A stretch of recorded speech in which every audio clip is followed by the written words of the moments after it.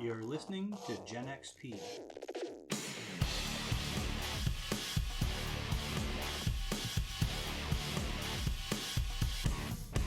Let's play some games. Previously, on the Shattered World of Voar, the duo of Theric and Avo spent a week aboard the airship The Lonely Horizon, working as crew members and meeting a strange passenger in the hold. The captain informed them that they would be arriving at a pirate cove known as the Song of Iron, and to be on the lookout for danger at every corner. We rejoin the adventure as Avo and Theric accompany the officers to a meeting to sell the dangerous stone they acquired in Pendleton. Welcome back to the Shattered World of Voar. As Captain Fairfax and Quartermaster Hillman descend the gangplank and make their way into the busy streets of the Song of Iron, the two of you, Avo and Theric, are kind of bombarded by a non-stop cacophony of voices, the sounds of barking dogs. Somewhere in the distance, maybe an open window, there's a baby crying, there's men and women shouting at each other, you hear children screaming and laughing and maybe fighting in alleyways. There are a few animals here, dogs, and you see quite a few rats that scurry about in the dark recesses between buildings. The buildings themselves are haphazardly built as high as possible, sometimes even leaning against each other, out of any possible material. Stone, fungal wood, actual wood. You see one building that seems to be constructed, as far as the framework goes, out of large bones of a creature you're not sure what it was in life, though it was gigantic. The press of the crowd is immediate, and you know that if you don't keep up, that you'll lose Captain Fairfax and Quartermaster Hillman in the crowd. So the two of you rush down the gangplank and into the crowd, trying to keep up. As you make your way through the twisting and narrow streets, you can see Captain Fairfax's large hat that he wears with a little feather sticking out of the top of it more often than anything else. Hillman also is a bit towering as far as the crowd goes. She is usually at least a head taller than most people in the crowd. You notice for the first time in any of your experiences, this is a civilization now that is not just elves, and humans, dwarves, and halflings. You're passing goblins, bugbears, hobgoblins. In one tented alleyway that seems to be a dead end to pierce through the gloom, but you notice that there is an ogre sitting in the shadows with a large pot that he's stirring. This civilization is a little bit more on the edge as far as that goes. It's you might even say accepting, but it might just be less discerning than the other civilized places you've been. Now, as you're making your way through the marketplace, I believe, Theric, you had business that you wanted to attend to. Yeah. So Theric's looking around. He needs to try and acquire at a quick pace a brass bowl and incense and herbs worth about 10 gold to cast Find Familiar. All right. Why don't you give me a investigation check? And Ava, what are you doing while with Theric? If they're moving along fast, I'm more intent on following them. They couldn't really linger because the longer they stay at the Song of Iron, the more dangerous it becomes. Woot, woot. Nat 20. Okay. So, Theric, you're walking, I believe. Correct? Yes. Okay. It's difficult for you, but you manage to scan around, and between breaks in the crowd, you see a shop that is built into the side of like a rounded tower. But the bottom floor looks to be a shop of some sort, with a kind of a tilted placard that hangs outside, labeling it the Dizzy Pig. But you can see goods inside there. An elf woman that's sitting behind a counter in there. There's shelves and racks on the wall full of all manner of odd accoutrement. And were you going to slip into there then? So I say, Captain, and point and slip into the door. He's at this point, Captain Fairfax and Hillman are maybe 10 or 15 feet in front of you. You know that you have a brief amount of time. If he doesn't hear me, he doesn't hear me. Hillman nods and just points that direction that they're headed. and short amount of time to get in, haggle, and get back out. So I have some mechanics built for that. While you slip into the shop out of the press of the crowd, Ava, would you go with him, or are you kind of staying with Fairfax and Hillman? I'm actually going to play the middle. I'm going to stand outside of the shop that he goes to and try to keep an eye on Sounds good. the rest of the group.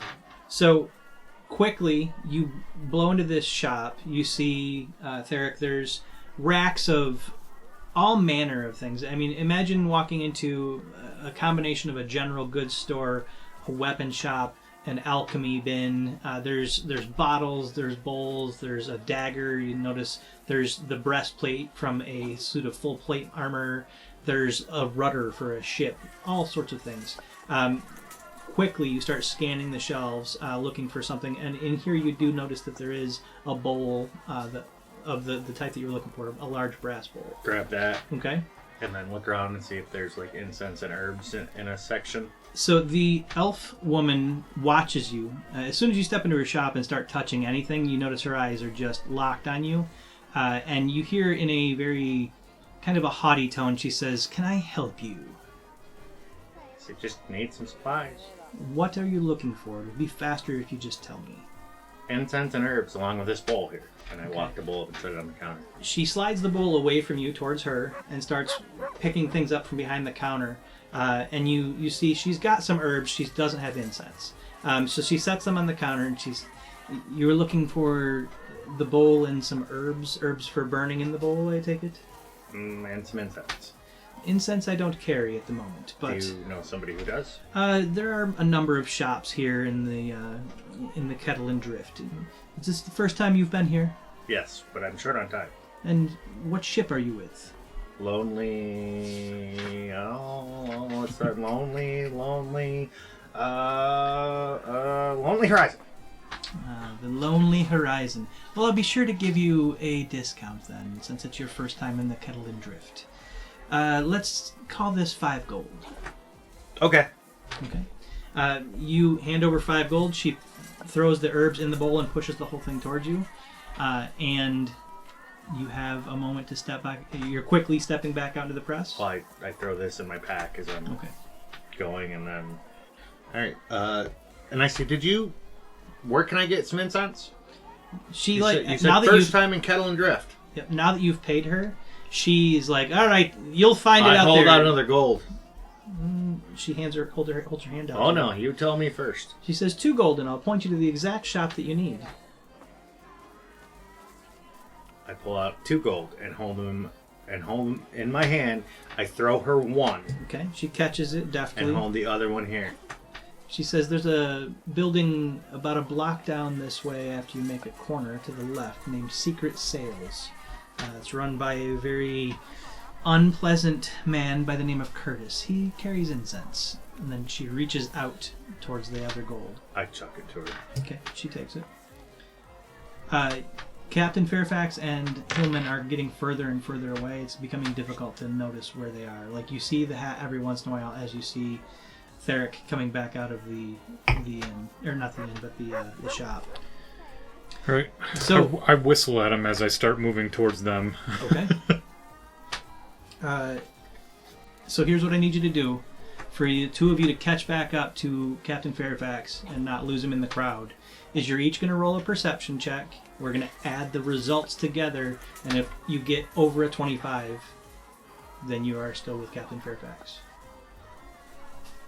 You better roll good. What'd you get? I got a 9. 9. Now, before I roll, did Captain Fairfax say where we were going? You never asked. I didn't think so. Right. Yeah, you guys Saw didn't have the a general lot, direction. You they guys didn't pointed. have a lot of questions when this all came up. You know, maybe they'd stop. Alright, so you got a 9? I just wasted my 20 to get finding this store. I think we're good. You got a 4 at least? I do have a 4. So do I you guys? have exactly a 4. You guys got a what total? 25. You got a 25. There's a moment where you're like, he's gone. There's no way. And then about maybe 50, 60 feet away, turning a corner, you see that like purple feather in his hat as it turns the corner. You quickly start rushing your way through the crowd. There's people bumping you. There's people like at one point there's a large half-orc that's carrying a barrel that you kind of both split around. Legs and... Yep, yeah, you're moving between legs. It's hard to hear much because of the press of the crowd, but you do eventually catch up to Captain Fairfax, and Quartermaster Hillman. Now, you've been given some directions. Right, there. we turn the corner, which they just turned. Right, and you're looking for the secret sales? Secret sales. Yep. Knowing what you're looking for helps you find it. You do spot. This is actually, it's weird because it looks like it's a wagon that the wheels have been removed, and they've just built a permanent structure out of a wagon that was set on the ground. You step into the building, which is really a wagon with a covered roof, and you see a very... And again, Avo, are you staying out in the street trying to keep an eye on Captain Fairfax? Doing the same thing I did last time. Okay. So, Theric, as you step into the covered wagon, you see a kind of a greasy, skinny man sitting cross-legged on the floor of the wagon. He's got barrels and sacks around him, but it's when this is called a shop, it is a very liberal term for it. He's got his teeth are all yellowed. He's got like dark circles under his eyes. It looks like he is not the healthiest of persons. I say, today's your lucky day, good sir. He looks up to you and he goes, "Oh, hello. Do you carry incense and charcoal?" I do carry incense. And he starts like grabbing sacks and barrels. He says, I carry all manner of burnable objects, incense, charcoals. I say I need powders. 5 gold worth of incense and charcoal. He starts piling it onto essentially a dirty rag on the ground that he folds up into a pouch. Give me a perception check, though, while you're watching him do this. That's only 6. A 6. You're not entirely positive that what he's calling 5 gold will be 5 gold to you, and you know that your requirements for what you want to do with this are fairly specific. Okay, I need... You know what? Let's just make it 10 gold. Oh, well, right away, sir, right away. And he starts grabbing more out. He piles a large pile into a dirty rag, starts winding it up, and then holds it to his chest so he holds his hand out. He says, that'll be 10 gold. I pay 10 gold. Yep, he hands you the sack. And he says, welcome, thanks for coming to the secret sales. Come anytime. I say you're lucky I'm in a hurry. At which point you duck back out. Yep. Now, Avo, knowing how difficult it is to keep an eye on Captain Fairfax, I think this time you had a better time of it. You're spending a little time, like maybe stepping slightly further away from the shop, knowing that you'll still be able to see Theric when he comes out. So this time I'll let Avo roll perception with advantage. You still both have to roll perception to get a 25, but I'm giving Avo advantage on that to try to not lose them in the press. I got the same roll as last time, and I'm glad I don't have to take that one. Don't forget you have inspiration tokens. What says I have to roll first? We're rolling at the same time. We're good. What'd you get total? 19 plus and 9, so 28. Okay. Yeah, so with that, you manage to keep an eye on him. You actually see this time it's Hillman standing above the crowd, moving along, but you start pushing through the crowd again. You're hearing the scramble and laughs, talking, haggling. There's a little bit of like pipe smoke in the air, people bumping into you, and after a short amount of time, you make it to a large round building that is kind of set up off of street level on stone. So you know that these islands that everything is built on, these small islands that the Song of Iron are built on, there's no green left. There's no vegetation. It's just dirt and rock. Everything that they have, they bring here. It looks like the stone of the island at this point was not carved down, so it sets this building up and above everything around it. And the building itself, as I mentioned, is round with like a domed roof. So you start to climb some stairs up into it, and you don't imagine that many people in the Song of Iron are literate. So they don't really have words on signs in most of these places. They're just symbols that are meant to represent something. This symbol just looks like a hole. You're not sure exactly what it means, but you just see a sign with like a hole cut out of it. And there's some like one large swinging door that Captain Fairfax and Hillman push through into if it was at all possible to be even noisier than the street, as you push into this very loud, raucous bar where there's maybe 10, 20, maybe 30 people crammed into the room. Round room, and there are tables kind of pushed up against the walls. The middle of the floor is empty of furniture, but it's packed with people that are standing usually within shoulder distance of each other with mugs of ale in their hands. Some of them have food that they're holding. You hear laughing, arguing. There's people in one side of the room kind of tossing dice and playing cards. Everybody's drinking.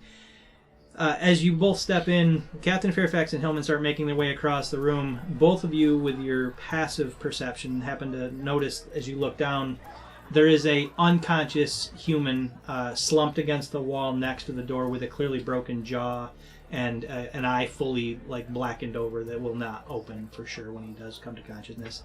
He's breathing at the moment, but just fully beaten and left there. Inside the bar is just a mix of humans, dwarves, and a lot of hobgoblins. And you see some symbology on a lot of the hobgoblins that makes you believe that they are connected in some way. You just see some common colors, not really symbols. I say symbology, but it's more like, a stripe here or there, or a sash that is a certain color. That they give the impression that they are a organization of some sort. The captain and the quartermaster start making their way across the room. On the far end of this large round tavern, there is and this is a single-story building. There's no stairs that go up or down. There is a bar on the far end, and a door to the left or right that leads to some sort of back rooms. You see the captain and the quartermaster heading towards the door on the left. As they are nearing it, they slow a bit. The captain looks back to the two of you and kind of motions with his hand for you to come slightly closer. And as you step up, he just says, "We'll be a few minutes. Keep an eye on out here and stay on your feet." Before I move up, I'm quickly going to whisper a prayer and tap a few hit points into unconscious guy at the door. Sure. How many hit points? 5. 5. Is this a spell or a lay on hands? This is my lay on hands. Okay. So you reach down and touch him, and I think that connection of that divine magical connection of pushing that healing energy into him lets you know that while he was alive, he was only barely. In the barest sense of being alive. It was very possible either way he could have gone. But with 5 hit points, his breathing stabilizes. You see like his one good eye opens up. His jaw doesn't heal; it's broken. But you do see he seems much more likely to survive whatever happened to him. He kind of like looks up and kind of like. He doesn't drift away. He doesn't say anything other than to mumble a little bit, but you do manage to do that good deed for the moment. After that, then would both of you have moved over to Captain Fairfax? He says, "Look alive out here, boys. Dangerous place. Stay on your feet. We'll be out in a little bit." At which point, the captain and the quartermaster step through the door on the left and close the door to the room, and you are left in this tavern, this very busy, rough and tumble tavern. You hear all manner of, laughing, shouting. There's pipe smoke in the air. What would the two of you be doing?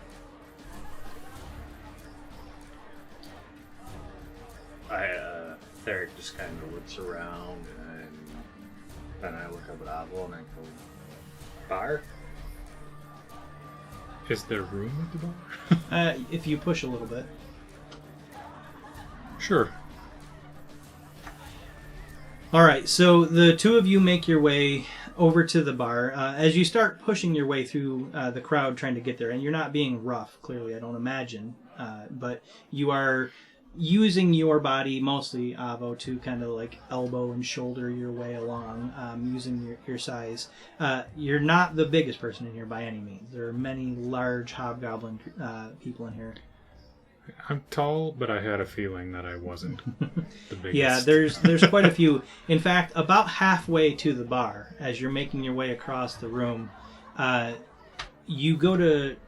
Basically, you turn your shoulders... Probably something I'm not used to. Right, yeah. You turn your shoulders, and Theric, you're following in Avo's wake, trying to use him as the guide or the rudder through this crowd. I'll just go between legs if I need to. As Avo, you turn your shoulder and go to step past somebody, somebody else bumps you from one side, which in turn bumps you into the person you were trying to step past, who happens to be a very large hobgoblin man with leather armor on and a short sword on his side. You bump into him, not in a rough way, just you're in a crowded room. It's very normal to bump into somebody. You've bumped into people in the church that were no more than this. However, that hobgoblin, you see like short cropped black hair, beady black eyes. He turns to you, looks you up and down, gets a bit of a angry, mean looking smile on his face, and he just goes, "You eyeing me, boy?" I smile back at him, more of a genuine smile, and pardon me, good sir. You say, "Pardon me, good sir." At which point he like takes his finger, big, thick fingers that you can tell are like he's done a lot of hard work in his life. You don't think he's always held weapons. He might have at one point been a laborer based on the calluses on him. But he like pokes you hard in the chest. "Who you calling, sir?" Before we go any further, it's been a few days since we played last. Avo, give me let's call it a history check.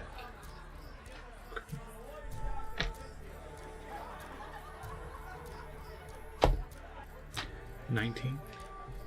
As he says, "Who you calling, sir?" and pokes you in the chest, and it hurts. Like he's got those really thick, stubby fingers that feels like he got poked with a wooden dowel. The thing that flashes through your head is a speech that Captain Fairfax gave as you were sailing into the Song of Iron, where he told the entire crew, "Don't give an inch, don't back down." So, he says, "Who you calling, sir?" pokes you in the chest. You, of course. Good sir. You see a few of the people on his left and right. You see a hobgoblin on his right, a little bit smaller than him, a human on his left, kind of like elbow and jeer and kind of sneer at you, and they say, you gonna just take that from him?" And you see the hobgoblin that poked you, his hand is going slowly towards his sword, and he says, "I don't like the way you're talking to me." That's unfortunate.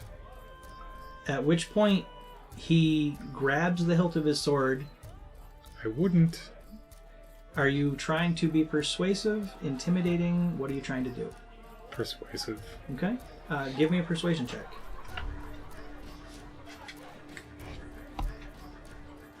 I crit. Okay, for a total of? For a total of 26. That's my highest. 26.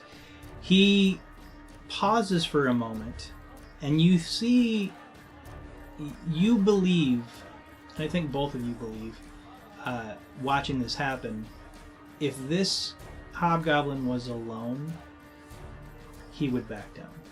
If there weren't his friends watching, if he wasn't in a crowded room full of his peers, he'd probably back down from you being nice about things. But you see that moment flash across his face. His eyes dart left and right as his friends cheer and sneer at you, and his blade comes out. Need you to roll initiative. As the crowd begins to scatter away from the combat. So as the crowd starts to scatter between the combat, I'm going to use this opportunity to maybe lift a few purses. 20. Sure. So you're going to abstain from combat and going to be working the crowd? I mean, it's a one-on-one thing. I'm not going to jump in unless I need to. I mean, right? It's only the one guy. Just the one guy right now. His friends are backing away. Yeah, they back away. They're yes. laughing. They're getting a show at this point. So In the confusion, I'm working the crowd and lifting a few purses. Okay. If I can. Sure. What'd you get? 20. 20. So as his blade is dragging out, you feel the rush of adrenaline. You have the ability to move first. What would you like to do, Avo, as you see his blade coming out? I am going to hex him, Okay. which now my hex comes from a divine place. Okay. I'm going to say my eyes get a little white glow to them when I hex someone. All right. And then I am going to draw my sword Okay. and attack. Go for it. Just for... He's big. He's about 7 feet tall. He's heavily muscled. He's wearing leather armor and just like work pants, leather pants. I'm going to give him disadvantage on strength checks. Okay.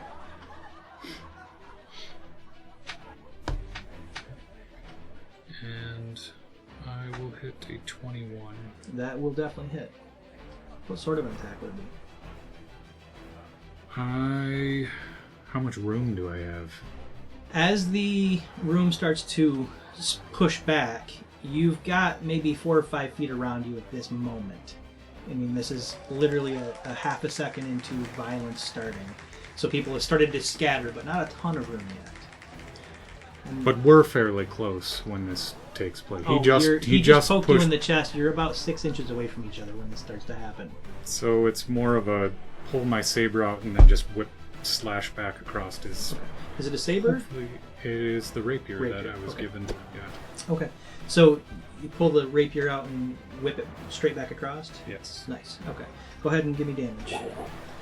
Okay. Okay.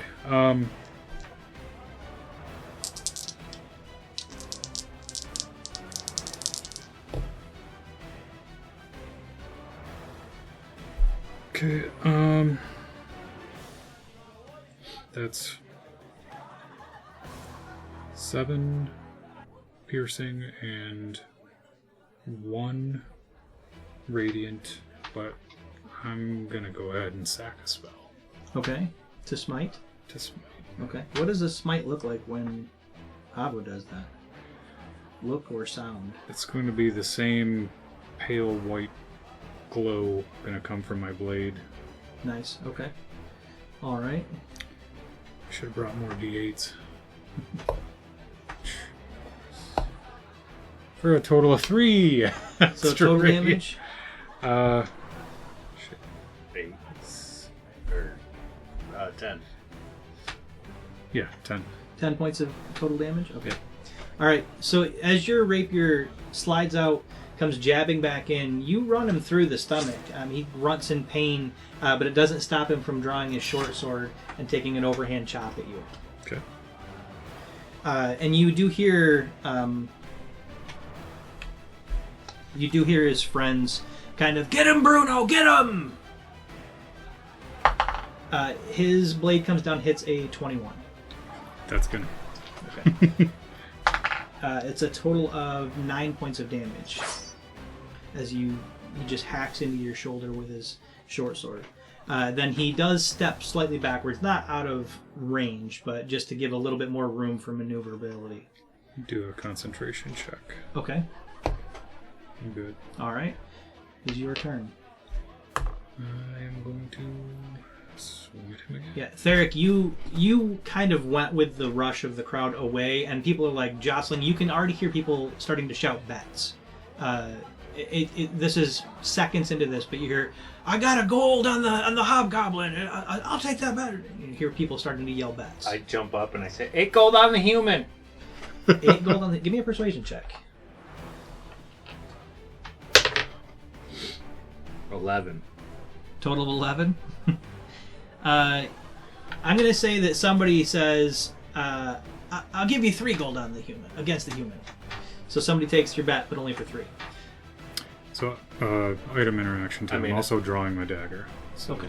Because this is after I tried to lift a few purses, right? This is kind of while you're doing that. At the end of this fight, I'm going to let you roll once to see how this works. I wanted to use the confusion to, you know what I mean, help me. Sure. As everybody's backing away and making a room, I figured it's perfect time to lift purses. Yeah, absolutely. So, first rapier. Okay. I'm using my inspiration. Because I rolled a 1. Right, because you rolled a 1. Okay, there you go. So I'll take the inspiration token back. All right. That's the second fumble I've rolled, man. At least the first one. So was as on your an foot advantage. starts to slip in possibly your own blood, you steel yourself, reorient, and guide your blade a little bit better this time. A 15. 15 will hit. He's a large man, not super fast, and not heavily armored. So this will do. Jesus. 1's on both dice. So that's 4 piercing and 1 radiant for a total of 5. Okay. Your rapier flicks in again. I think this time you maybe draw a sharp line across his neck. But still Then my stay- dagger. Okay. That's gonna miss. That's an 8. He with his free hand, he just slaps your dagger away so that it doesn't get anywhere near him. You see, like, he's bleeding, but still pretty healthy. You see his kind of grimace gets a little bit more fierce. You see a few of his teeth are filed at points, and he reaches forward with one hand and tries to grab you. It's going to be an opposed grapple check, so athletics.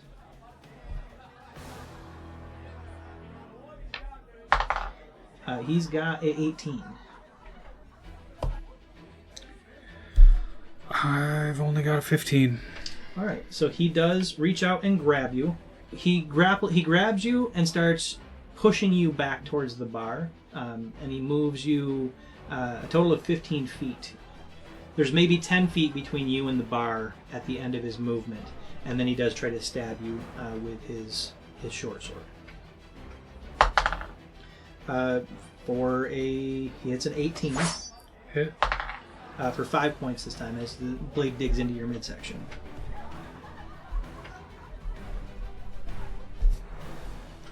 All right. Concentration check. Yep.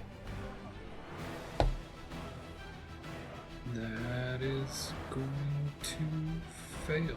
I lose my spell. Okay, so the white glow in your eyes fades, and it is your turn as you are being pushed towards this bar. Okay. I can still attack? Yeah, Grapple? you just can't move.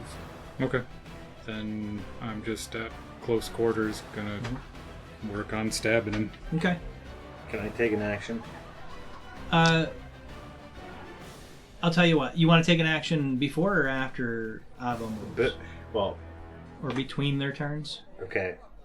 I want to try and cast a spell that won't affect Avo in secret, though. Okay, I'll tell you what. If you can roll an initiative, I'm gonna have you roll an initiative check. If you can get over a 15, you can do it this round. If you get below 15, you'll go at the end of the next round. And again, I got a Okay, so 21. So you can go. I'll let you go after Avo and before Bruno. If I can't go before Avo, I'll wait till next round. Okay. It's not a damage spell. I'm not trying to damage. I'm not. Right. I'm trying to help Avo, but not Gotcha. be conspicuous about it. Gotcha. You won't beat Avo to the punch this turn, but if you want to go before him next turn, that's fine. Let's see if I'm not an ass to him. He's getting pushed back. Rapier for a 20. 20 does hit. But then again, I might not be able to because I am trying to pick pockets, like I said. So, True. and I completely understand. Well, I'll add. Go ahead. What's your damage? 9, and I'm gonna go ahead and sack for another smite on that. Great. Go ahead.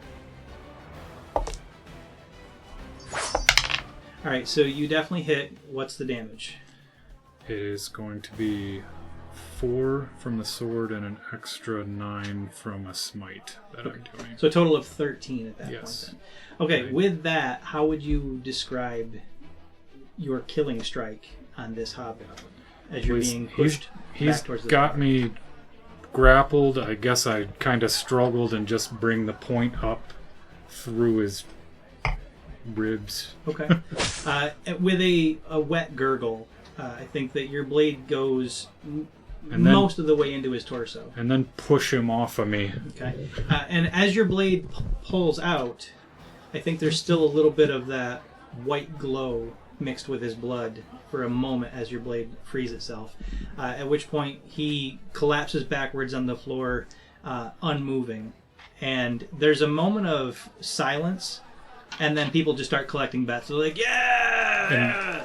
Go ahead. Just during that moment of silence, I'm then going to place my hand on my holy symbol and whisper a quick prayer to myself to heal 5 hit points. Okay. All right. Theric, you had been preparing to cast a spell, but thankfully you didn't have to do that. It would have made it a little bit more difficult, but because of the use of the distraction of the fight, I'm going to give you advantage in a sleight of hand check For picking pockets or for... for picking pockets. So let's see how that went.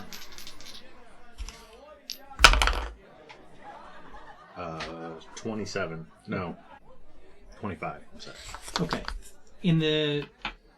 Maybe, I think that was about 30 seconds max for that entire fight. About 30 seconds. Your hands were flying along, moving between pockets and pouches. You end up with a couple different things. Okay, you have a silver key. You don't know what it goes to. You have a small vial of red liquid with a cork that holding it shut. Okay.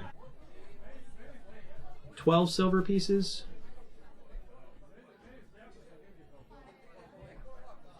And a strange iron ball with all these weird joints built into it that you're not sure what it is in the moment. It's about, in real world, it's about the size of, imagine like an egg. It's like a jointed iron ball. It'll take some further investigation to find out what that is. But you had a very profitable 30 seconds of just quickly grabbing things out of pockets. And then I turn to the guy who accepted my gold bet and I say, Yep, he immediately, he's like, he hands you the 3 gold. He's like, it was a hell of a fight, wasn't it? it sure was. I can't believe that, He says, oh, are you friends with him? And he's pointing over at Avo. yes.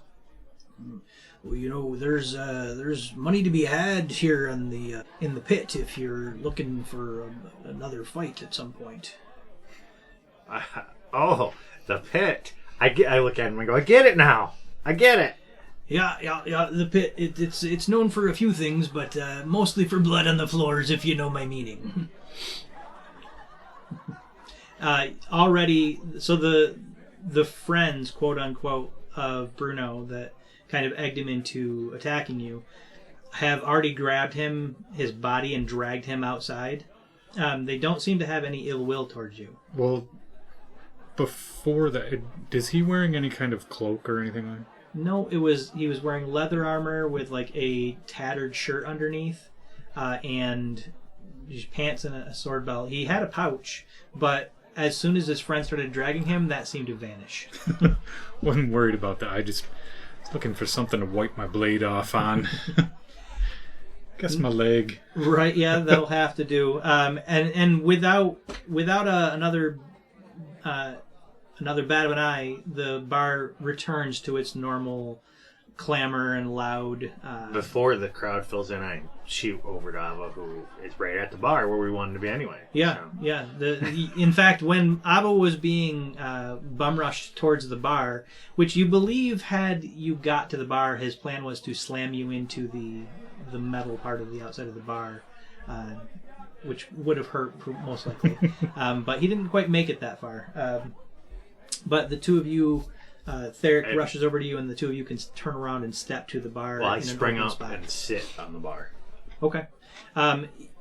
You, as you land, you think, well, that's kind of cheeky of me, but then you realize I'm going to have to wash these pants because that bar was not clean by any means. You're sitting in something a little sticky. It's probably spilled ale. But, hey, you've got a vantage point for the rest of the room now that you didn't have before. The bartender, kind of a heavy-set man with very long mustache that kind of blends into his mutton chops, and bald on top, comes over to you and he says, to the victor, and he hands Avo a cup of ale. He says, and you want something to drink? We got ale, wine. Ale. He sets one down. He says, it'll be a silver. Silver.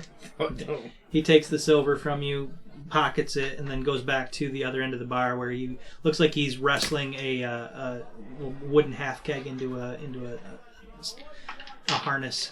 Take a little sniff of my drink before. It is the cheapest, most rot gut ale that you would imagine a place like this would have. It is alcoholic, and the taste will not be pleasant. I start with a little sip. It doesn't smell poisonous. It just smells like the cheapest thing you could possibly imagine to pass off as being ale. People are yelling back and forth again. There's a lot of laughing. On the far end of the bar, over near the door to the right, not where Captain Fairfax and Hillman went, there is a fist fight that's broke out. Doesn't look like it's going to be as lethal as your encounter. Just two hobgoblins that are punching each other rather energetically. And then people are just kind of milling back and forth. I look to the person next to me and barkeep! Yep. So the barkeep comes back down. He says, yeah, what's up? I say, and I pull out the silver key and I go, I'll give you the silver key if you tell me what's through that door. Which door are you pointing at? The one that Captain Fairfax went through. Okay. You pull out the silver key and say you'll give that to him. That you just stole off somebody in this room. Give me a performance check.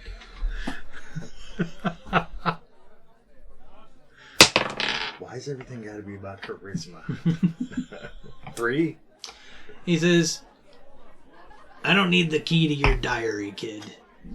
That's a private meeting room. And he just kind of hooks a thumb towards the door and then walks back to what he was doing. Put the key back in my pocket. After a couple of sips, I'm just shrug my shoulders and look.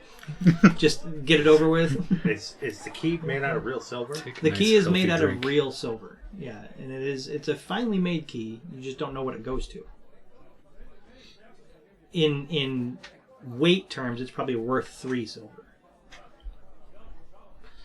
As a kind of a rake-thin man with a cloak and very pointed features, kind of slides up to the bar to the side of you, Theric. So on the far side of Theric from you, Avo. And he says, that was a hell of a fight.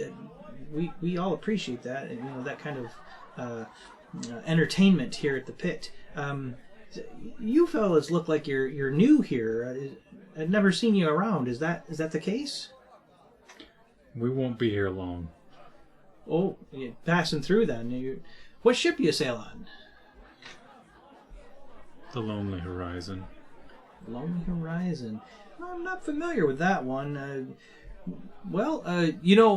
he says, and he kind of looks around the room, which there is no clear spot in this room. There's no place that's going to be private, but you get the impression he's looking to make sure no one is overhearing his conversation. He turns back to you and he goes, in a lower tone, he's clearly trying to make it so the two of you can hear him, but not the rest of the room. He says, I might have something that would be of value to you if you're one of those explorer types, especially if you got your own ship. If you've got the coin for it, of course. Do tell. He opens the one side of his cloak and has a pouch that he pulls out, and he opens the pouch enough for you the two of you to look in. He doesn't take anything out of it, but it's quick. And he says, "This Umbra-like chips. These are key to different islands that lead you to wherever you need to go." And then he closes the pouch. What are you asking for them? 20 gold, and I'll give you the whole pouch. This will lead you to at least 5 or 6 different islands. Yeah, 20 gold. Can I make an insight check? Yeah. To see. Yeah. I'm going to roll an opposed roll to see how that goes, just to see what your DC is. What'd you get? A 17. Okay. When you looked in, as far as you can tell, they look like umbrelite ships. You've been near umbrelite recently when you were hiking in the mountains, or the highlands. It's more insight. I'm more trying to gauge his sincerity. He Seems sincere. Huh? Looks like he's just trying to offload something that could get his throat slit here. Where did you get these? You know, all manner of trade comes through, and you know, it's hard to nail down exactly where I got any one thing, and it's probably not in anyone's best interest to think about it too hard. But look, I just want to be rid of these things because, you know, I'm from here and I don't have any plans on sailing out into the drift. But you know, if you're going that way, we could both profit from this. How do I use them? Well, that's up to you. If you sail on a ship that travels between islands, there must be somebody on that ship that knows how to key to these things.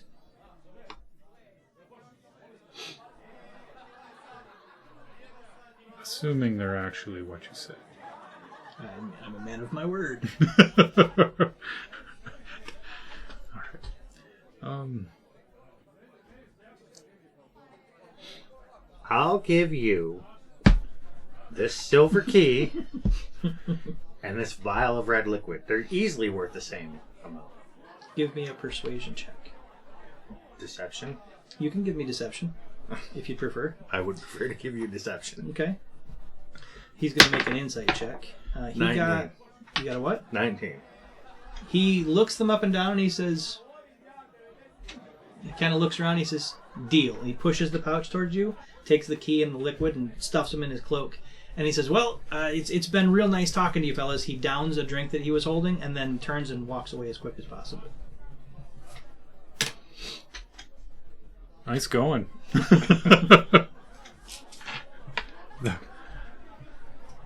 Assuming having those doesn't bite us in the ass, or if they're even... Yeah. Hey, We'll find figure that out when the captain comes out. After... You seem to kind of be interested in them, so that was the only reason why I was like, you know, if he wants them, I mean, I got these knickknacks hanging out in my pockets, and... If they prove to be what he said they are, then absolutely I'm interested.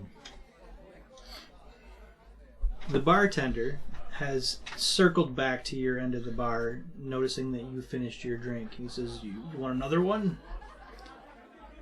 They still haven't come out of the room? Still haven't come out of the room. Sure. He starts pouring you another drink, and he leans in and he says, listen, fellas, we normally do things a little differently here in the pit, but I'm going to say that since you've already provided a bit of sport for us, that we don't have to do this, but I'll tell you what. The pit's named this... we call this place the Pit, and I've never seen you here before, so I think you're probably fairly new. We call it the Pit not because we get into a lot of fights here, but because there's an actual fighting pit below the building. Now, he says a lot of the lads here know about this, and they take bets on the next people that come in the door to go in the pit, so to speak. If you're interested, there's a fight down there for you. For the two of you, and if you want to go along with this, like I say, because you provided sport, I'm feeling a little bit more generous here. You got people drinking, and I'm making money because of the blood you've already spilled, but if you're willing to go that next step, I'll give you a piece of the pot, but you got to play along. I don't really think we have time for that. Alright, well, What's the pot? Well, usually I can rake in on bets and the vig and whatnot right around 50 gold, so I'd be giving each of you 10.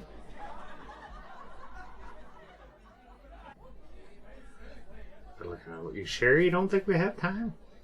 I'm pretty sure. They've been in there for a while. How long do people usually stay in? Oh, man, it's a private meeting. I can go ask. I'm pretty sure I don't have time for this. Oh, we don't have time. All right. Well, like I say, I appreciate the support. I'll root for you if you want to go.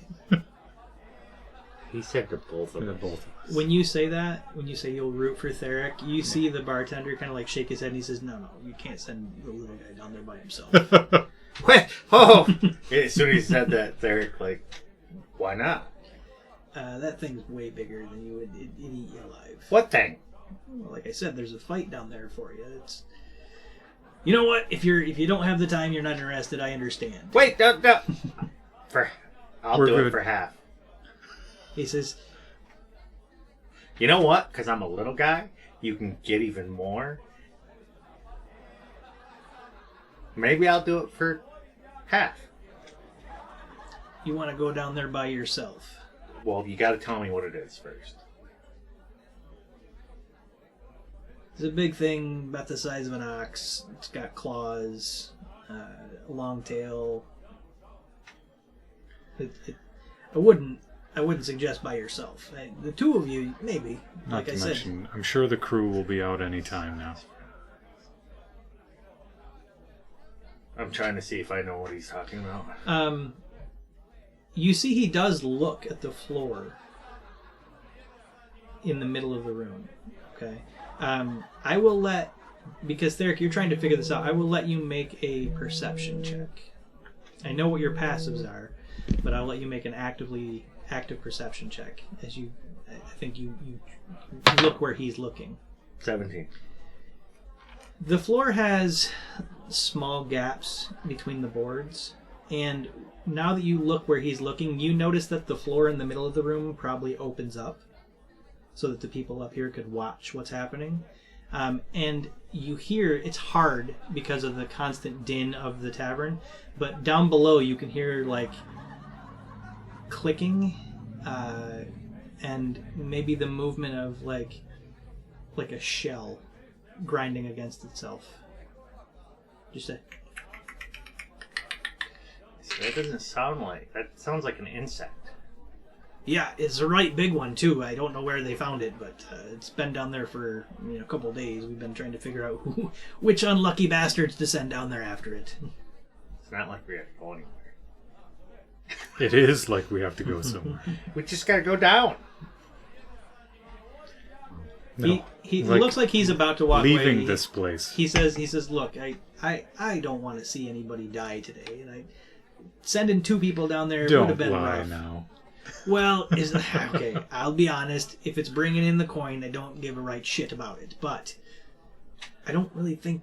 And he looks at you, Theric, he looks at you at your size, and he doesn't consider you to be a good show. And he's like, look, it's nothing against you, kid, but you shouldn't go down there by yourself. It's not going to be profitable. But what if I go down there and win? No one's going to bet that way. Right. So maybe I'll die. Right. And everybody's going to bet that way, which means I won't make a lot of money because the odds are going to be the way they are. And he goes, he said, I'll tell you what, have another drink. He gives you a drink for free, Theric. He says, talk your friend out of this. It's not a good idea for him. And then he turns and starts walking to the other end of the bar. We're out of here shortly. I know, but I don't know if I can take the disgruntled. I jump down off the bar and I want to see if I can see through the floor. You can bend down and try to peek through a floorboard. Give me a perception check. Or make an investigation this time. 15. No. It's 18. 18? Alright. It's dim down there. There is only filtered light from up here that is kind of going through the floorboards. There's like a swirl of dust and whatnot, and you get bumped a few times, but at first you're like, I don't know what I'm looking at. It just looks like there's a large red thing down there. And then it moves, and you realize I think you read about these at one point in a book when you were still in the Feywild. Though when you read about them, these were something that would have fit on the palm of your hand. These are things that are normally native to like a desert area, and they're called scorpions. But this scorpion looks like it's about 10.5 feet wide, and each of its large claws in the front of it are bigger than your entire body.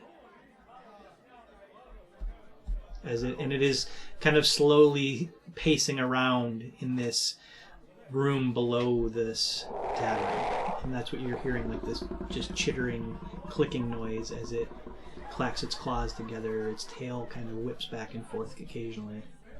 Curiosity sated.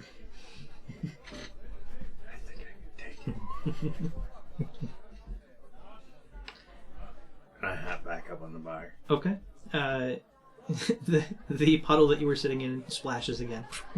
So I know. It's over now. But after several more minutes, I would say the total time that you're in the pit, if nothing else, if you're not engaging with anybody else, no one else seems to be willing to pick a fight with you at this point after dealing with the first person. But I'd say about 15 minutes has gone by when eventually the door opens. You see Captain Fairfax and Hillman step out. They both look a little angry and annoyed, and start immediately making their way to the door. Hillman kind of looks at the two of you and just with her fingers just points towards the door in a hurried manner. Nod back and fall in line. And as I hop off the bar, and as we start going, see, we had plenty of time to beat that guy up. You don't take a hint, do you? You step out into the alley and start making your way hurriedly away from the tavern.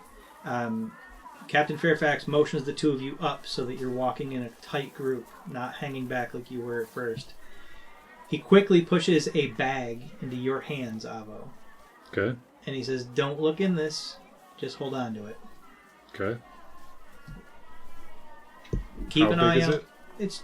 It's a pouch, like a belt pouch. Okay.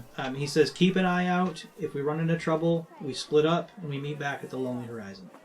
I'll hold it in my arm like a football, kind of. Okay. You start making your way through the streets. Now, almost immediately, just on your passive ability, the two of you realize there's people following you.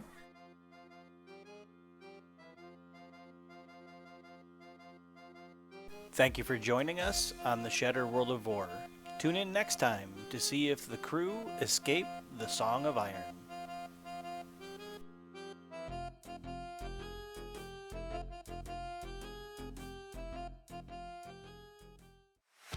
This has been Gen XP. Thanks for listening. Catch you next week.